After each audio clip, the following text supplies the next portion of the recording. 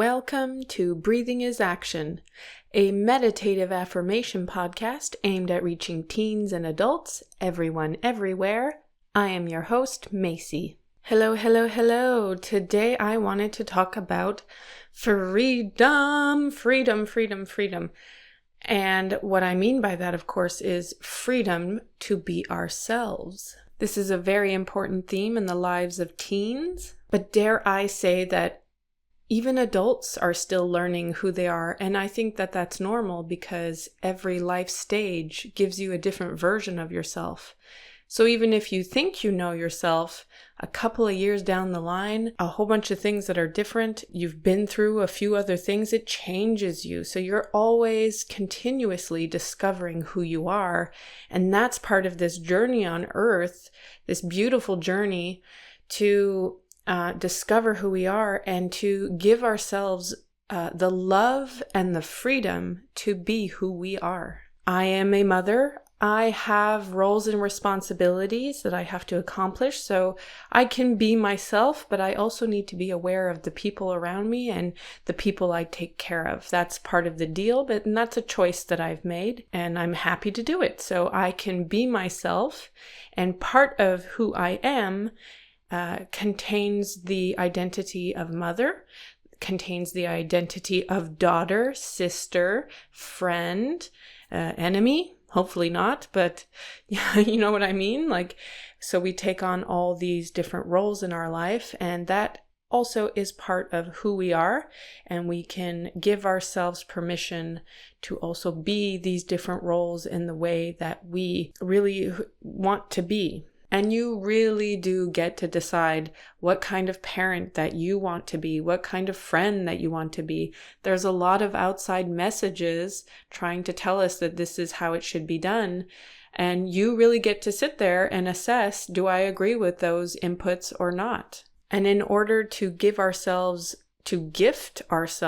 the freedom to be ourselves, well, we sort of have to know who we are as well. I'm going to put it into four categories. We have to know the good in us, the bad in us. We have to know what has happened to us, our trauma. And we have to also know who we want to be, the ideal version of ourselves. These are all things to help us understand and really get to know who we are. When we look at the good in us, it is very important to be very grateful and very appreciative of all the things that we bring to the table. Our different talents are the things that make us unique. Different things that is unique to us that maybe not everyone on this planet is able to give. We all give a unique output based on our experiences, and kind of like a snowflake or a fingerprint, it's going to be unique to us, and only we can provide and give that output. And we also have to know the bad sides, and it takes a very strong person to be able to face this part. There are so many people out there that create coping mechanisms that completely, so many coping mechanisms that are designed to preserve this idea that they're good people because they cannot live with the shame that, that they've done mistakes in their lives. But let me reassure you, everyone has good and everyone has bad. And we do end up hurting the people we love. That's just a reality of life. And we can cope with this reality in a way that I find that helps a lot is to really look at the life lessons behind our mistakes and to take actionable steps to not repeat those behaviors that are perpetuating harm from, one person to the next. I think it's a better coping mechanism than denying that we're bad on any front, or, saying, yes, I do bad things, but, I forgive myself, and to not take accountability, or even worse, to blame the other person for the pain that they felt. The third part about knowing who we are is the trauma, the things that we have gone through, our past. And I can give a quick example on this. I was in an abusive relationship. It really, really altered the way I interacted with people afterwards. I was very distrustful of people. I was not able to believe that even if someone said that they liked me or said that they loved me, I did not really truly believe that they did, because of deception and being hurt in that manner. I was really skeptical and not believing people's intentions, and I isolated myself a lot in this manner. And it was in order to protect myself, and that was a trauma response. But if I really look at my values, I don't actually believe that, I believe that the majority of people are good people. I believe that the majority of people don't want to hurt me. I believe the majority of people, when they say they like me, they actually like me. And so that is my real value. That's my integrity. That is how I view the world, my worldview. My trauma does not get to decide for me what my real values are. At the same time, I do add a little bit of information, which is that the world is not all rose-colored glasses, rainbows, and sunshines. Some people are capable of willingly inflicting pain on other people. And so I had to add that information into my value system.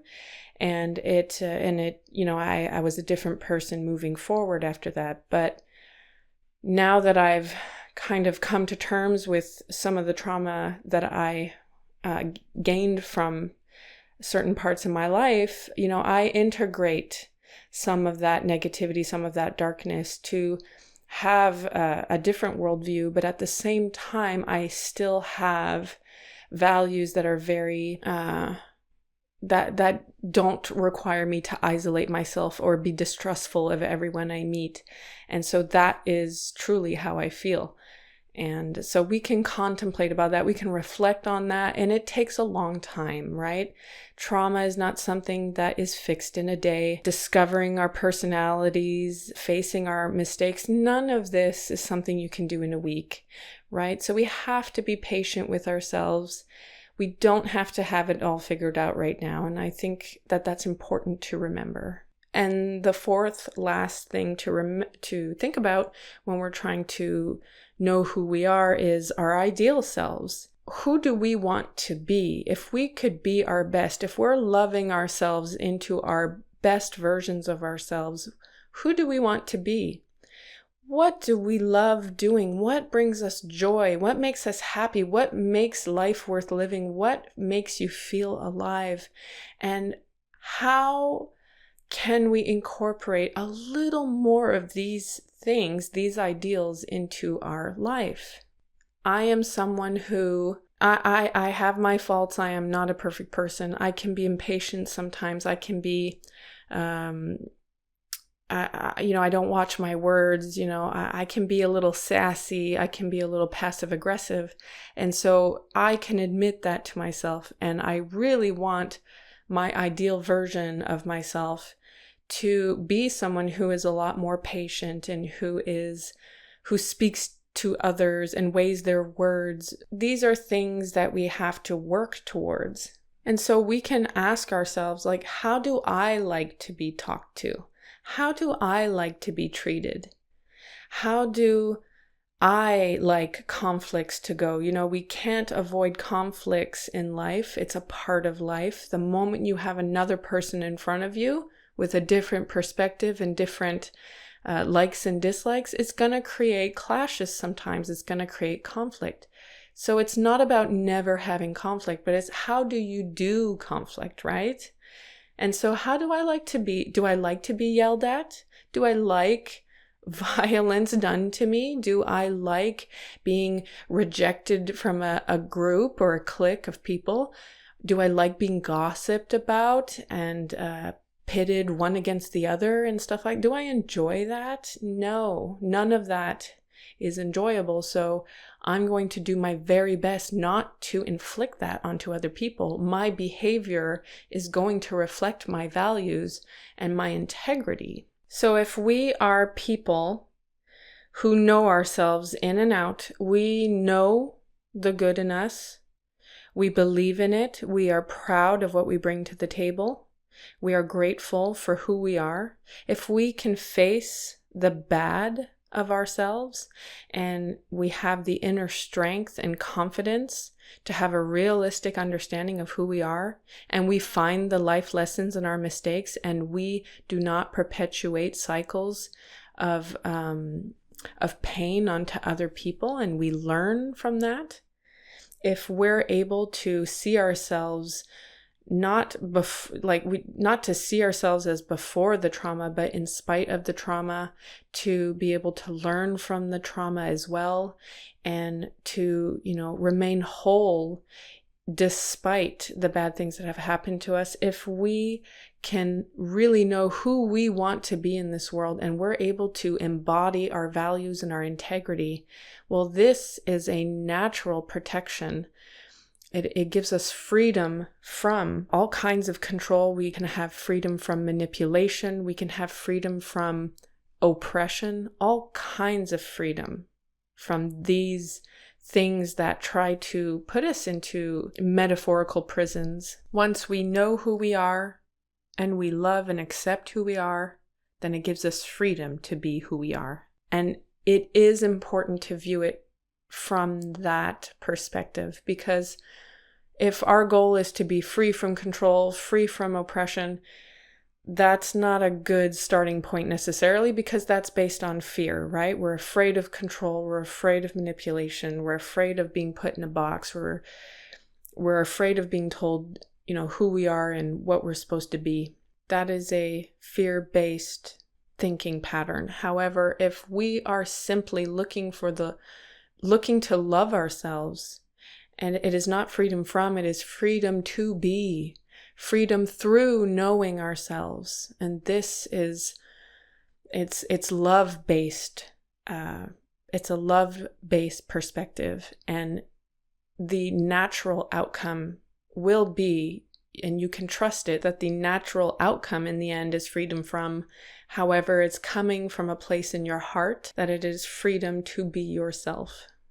And I would say that that's a wonderful gift to give to ourselves. But the greatest gift of all is to offer that to the other people around you.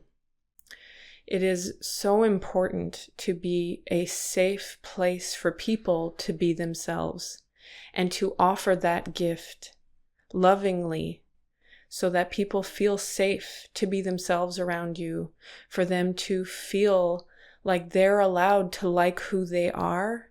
That makes the world a better place. And one person can multiply that to everyone in their lives, to several people in their lives, to offer this safety to others. And that's a ripple effect that goes on and on and on.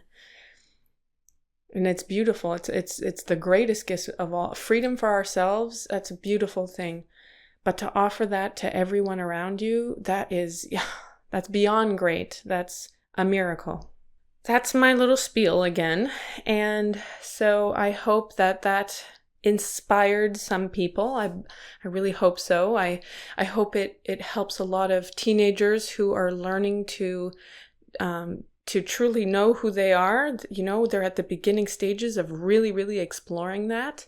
And to anyone out there who didn't get the chance to explore that in their younger years, or, based on just cultural things or circumstances in your life, any time is a good time to start really getting to know yourself and to gift yourself the freedom to be who you are truly. So yeah, let's get into some comfy positions. We're going to move right into the meditation now.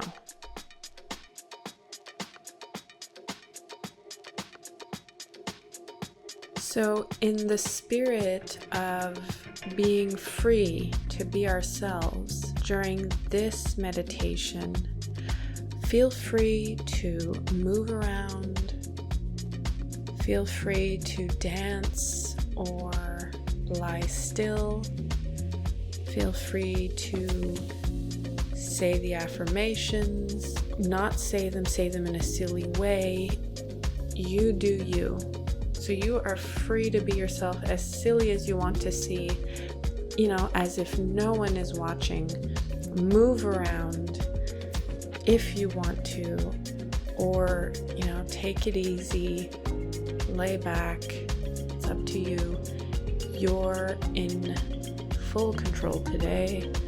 You are free to be yourself.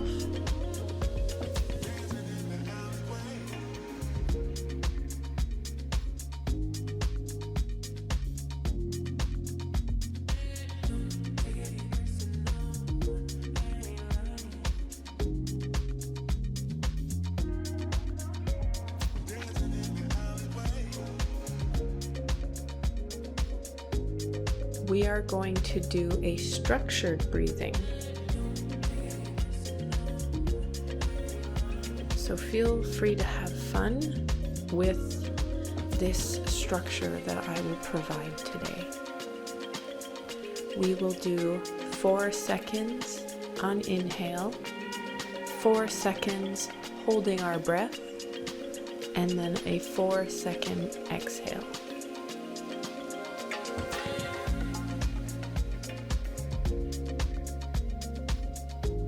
When you're ready, exhale all of the air outside of your lungs.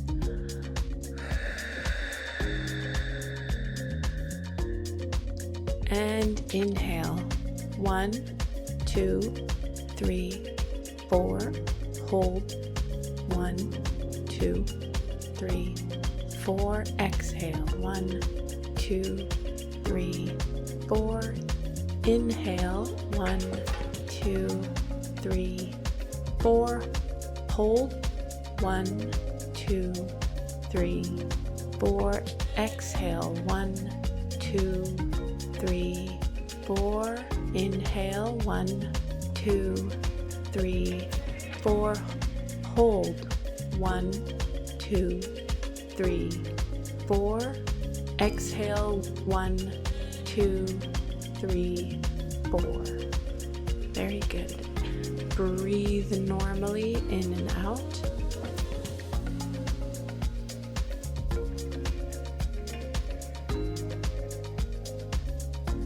You can make some silly noises. You can move around. You can close your eyes. You can sing. You can do whatever it is you want.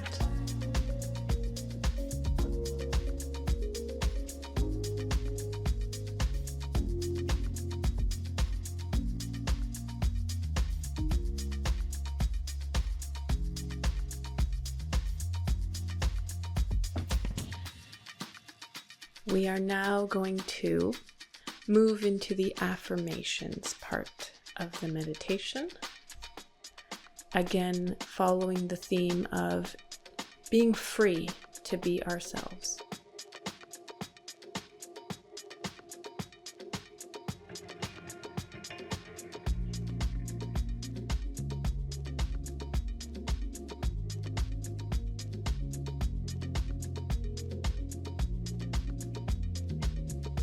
I take my time discovering who I truly am. I take my time discovering who I truly am.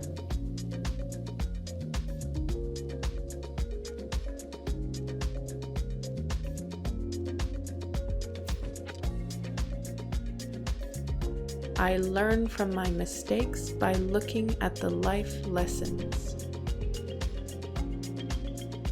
I learn from my mistakes by looking at the life lessons.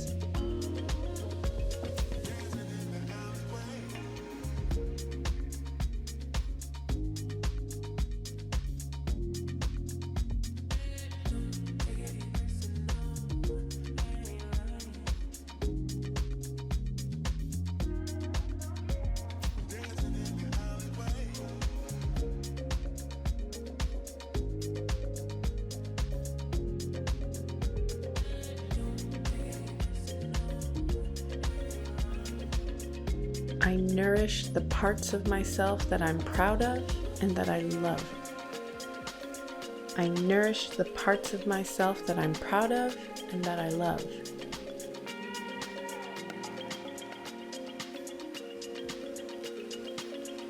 I take action to genuinely embody my values and my integrity.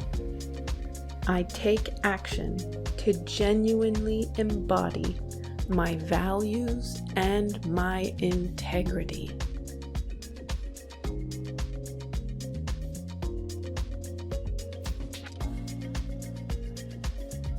I release the things that hold me back.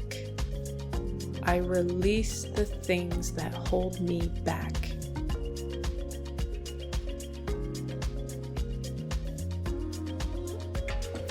I'm creating space for the things that make me happy. I am creating space for the things that make me happy.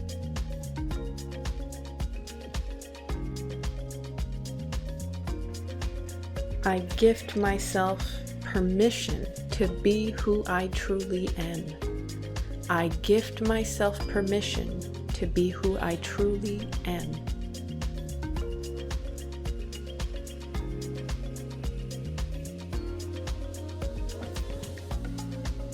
I am a safe space for others to be who they truly are. I am a safe space for others to be who they truly are.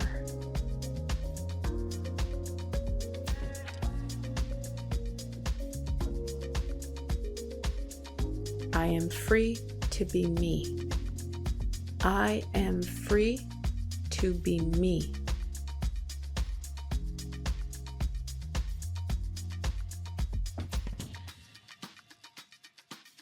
I hope that this was a productive, a good, heartwarming, a good release type of meditation for you today.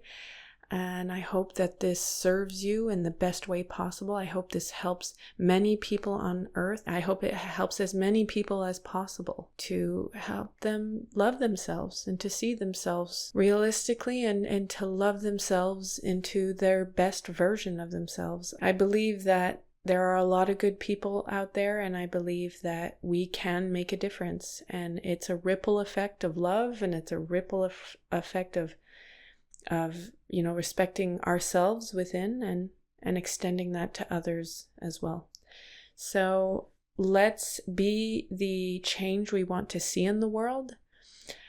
Breathing is Action can be found online on social media, Facebook, Instagram, and I post the episodes on YouTube, Spotify, Apple Music, anywhere you get your podcasts.